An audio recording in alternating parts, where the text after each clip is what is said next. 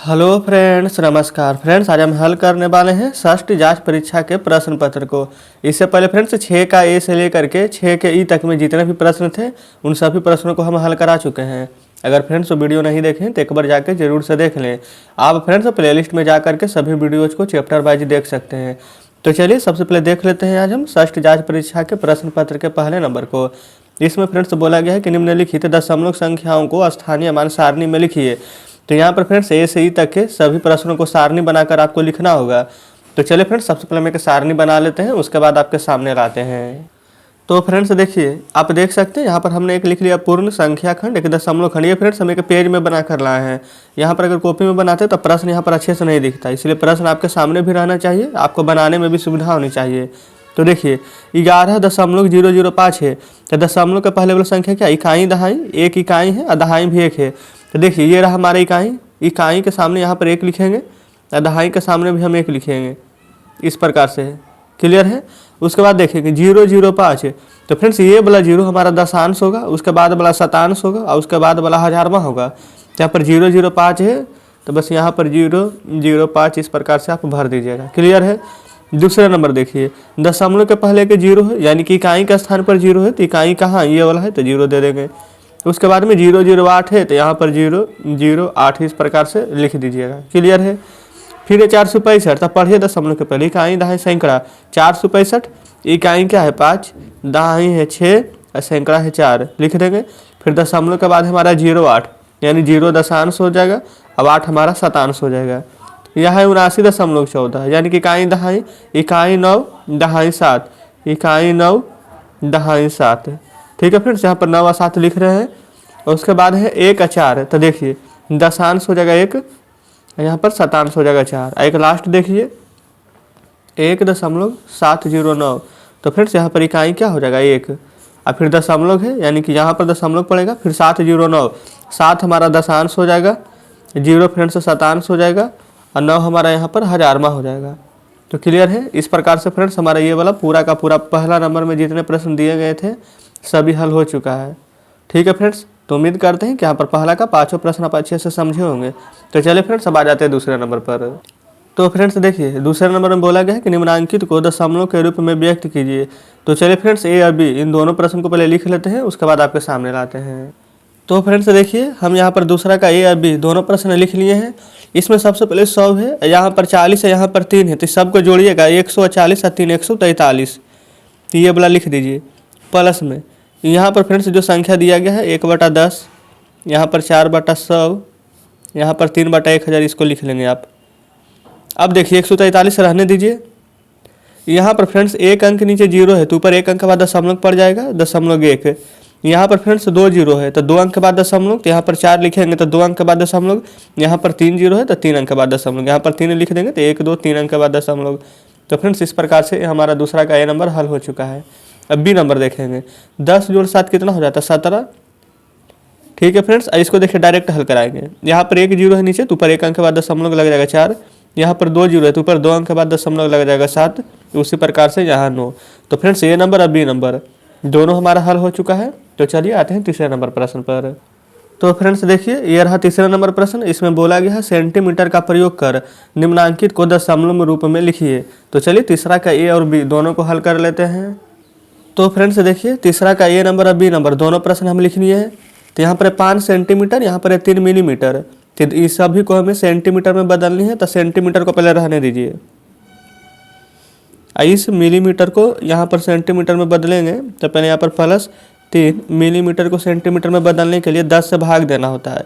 तो 10 से भाग दे दीजिए, 5 तो हमारा रहेगा ही, नीचे एक अंक यहाँ पर फ्रेंड्स 0 है 1 0, तो ऊपर एक अंक के बाद दशमलव लगेगा, तो 5.3 सेंटीमीटर में बदले हैं तो सेंटीमीटर हमारा आंसर हो जाएगा। क्लियर है। अब बी नंबर देखेंगे 8 mm है, यानी कि 8 मिलीमीटर। इसको भी हम सेंटीमीटर में बदलेंगे तो 8 है, तो भागा देंगे 10 से ही, तो एक अंक के बाद दशमलव लग जाएगा, तो 0.8 सेंटीमीटर। तो फ्रेंड्स तीसरा का या बी दोनों प्रश्न हल हो चुका है। चलिए आते हैं चौथे नंबर पर। तो फ्रेंड्स देखिए ये रहा चौथे नंबर प्रश्न। इसमें बोला गया है कि निम्नलिखित दशमलव को स्थानीय मान के आधार पर विस्तारित रूप में लिखना है। तो चलिए चौथा का या बी दोनों प्रश्न लिखकर आपके सामने लाते हैं।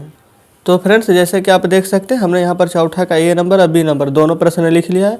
अब इसको विस्तारित रूप में लिखेंगे। तो देखिए सबसे पहले 150, तो 150 कैसे बनेगा? तो आप कहेंगे पहले तो 100 लिखेंगे, 100 में यहाँ पर 50 जोड़ेंगे। तो देखिए 150 बन चुका है हमारा प्लस, ये तो था फ्रेंड्स हमारा इधर दशमलव के पहले वाला इकाई दहाई सैकड़ा। उसके बाद होता है फ्रेंड्स हमारा दशांश, शतांश, हजारमा, 10,000मा। यहाँ पर देखिए दशांश है तो 7 बटा में 10 देंगे। उसके बाद में यहाँ पर देखिए दशांश के बाद ये फ्रेंड्स देखिए पहले दशांश था, उसके बाद में शतांश है तो 1/100 दे देंगे। उसके बाद फ्रेंड्स देखिए ये 3/1000 दे देंगे। उसके बाद 4/10,000 दे देंगे, 1 पर 4 जीरो। अगर फ्रेंड्स आपको ये सब समझ में नहीं आता कि हम किस प्रकार से करते हैं तो देखिए दशमलव के बाद 1 अंक है तो 1 जीरो, 2 अंक है तो 2 जीरो, 3 अंक है तो 3 जीरो, 4 अंक है तो 4 जीरो। आप इस प्रकार से लिख दीजिएगा। लेकिन फ्रेंड्स हम इतने अच्छे से बता रहे हैं आपको ज़रूर समझ में आ जाएगी। यहाँ देखेंगे 2 और 9 29 है तो 29 को कैसे लिखिएगा? 20 जोड़ 9 में 29 प्लस 0.8 है। देखिए फ्रेंड्स यहाँ पर अगर 0.8 है तो पहले ये बताइए, अगर फ्रेंड्स यहाँ पर देखिए प्रश्न थोड़ा सा मिस्टेक हो गया है। प्रश्न में फ्रेंड्स यहाँ पर 29.08 दिया गया है। अगर 08 दिया रहेगा तो पहले 0 के लिखेंगे 0/10 और फिर 8 है तो 8 को लिखेंगे 8 बटा में 100। 1 अंक के बाद दशमलव था, इधर 2 अंक के बाद दशमलव है। तो इस प्रकार से फ्रेंड्स चौथा का ये अभी दोनों हम हल कर चुके हैं। अब आते हैं 5वें नंबर प्रश्न पर। तो फ्रेंड्स देख लीजिए 5 नंबर प्रश्न भी यहाँ पर आपके सामने है। अभी फ्रेंड्स जस्ट हमने चौथा नंबर यहाँ पर हल किया है। 5वां में बोला गया है कि इन दो पूर्ण संख्याओं के बीच निम्नांकित दशमलव संख्या स्थित है। तो चलिए 5वां के ये अभी दोनों को हल कर लेते हैं। तो फ्रेंड्स देखिए यहाँ पर 5 का ये अभी दोनों प्रश्न लिख लिए। अब बोला गया था कि इन दो पूर्ण संख्याओं के बीच में स्थित है। तो फ्रेंड्स आप देख सकते हैं कि 0 से शुरू है यहाँ पर, तो यानी कि 0 से शुरू होगा और 1 के बीच में होगा। ये 3 से शुरू है यहाँ पर, तो 3 से शुरू होगा और यहाँ पर 4 के बीच में होगा।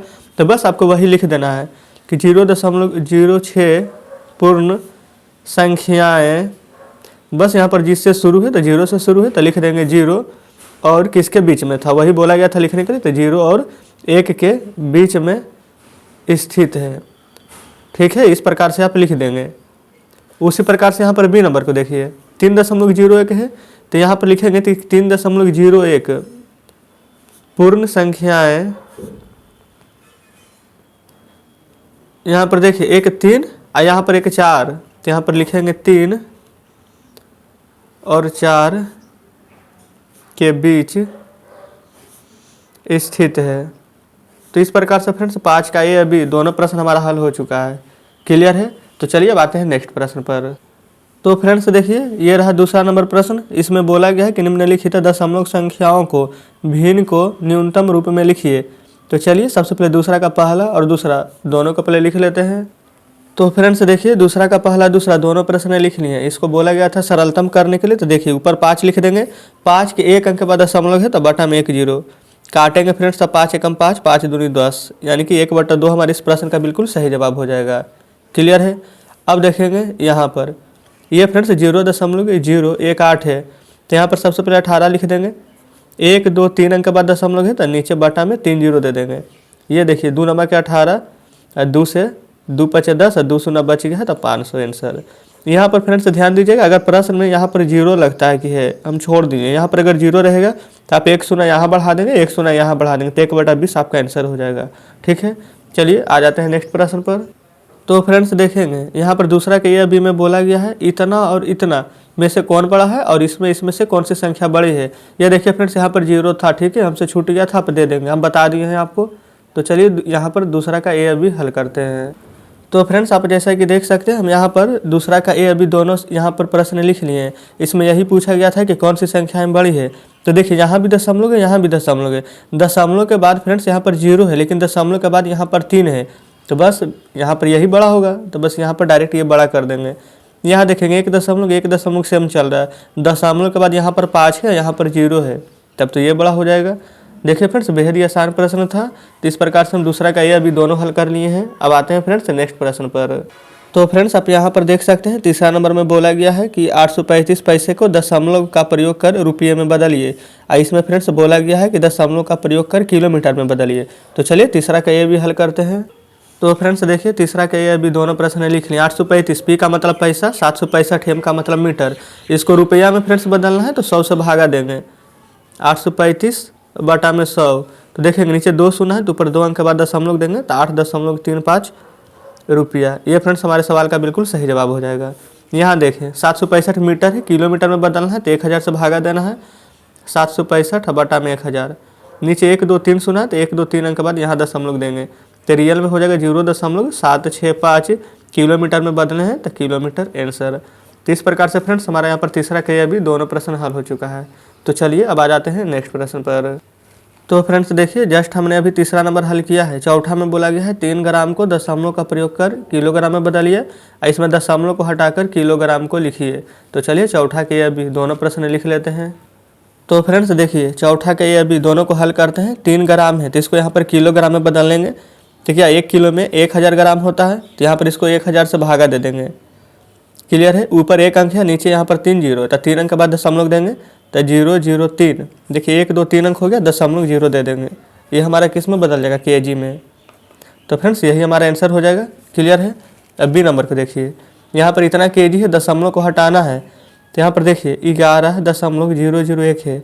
और दशमलव को पहले हटाने के लिए पहले देखिए 1 केजी से ग्राम में बदलने के लिए 1000 से गुना दशमलव हटाएंगे तो नीचे देखिए 1 2 3 अंक के बाद दशमलव था तो 3 जीरो, 1000 से 1000 कट जाएगा तो आंसर क्या आ जाएगा 11.001 ग्राम।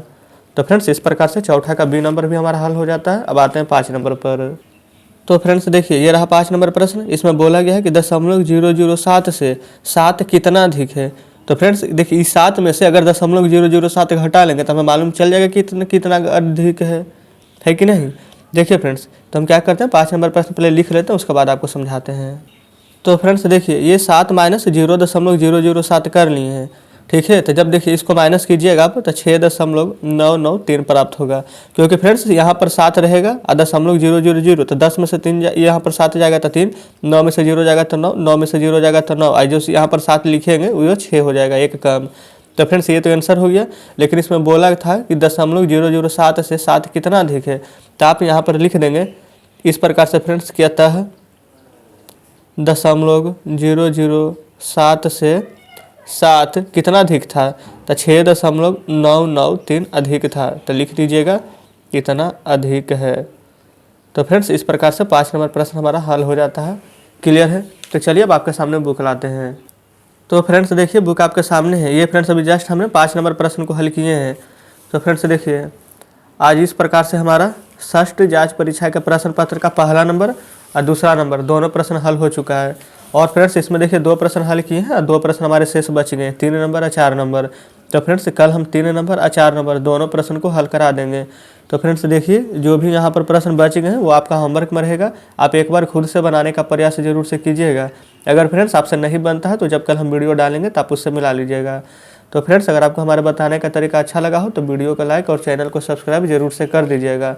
तो ठीक है फ्रेंड्स, मिलते हैं अब आपसे कल बचे हुए प्रश्नों के साथ।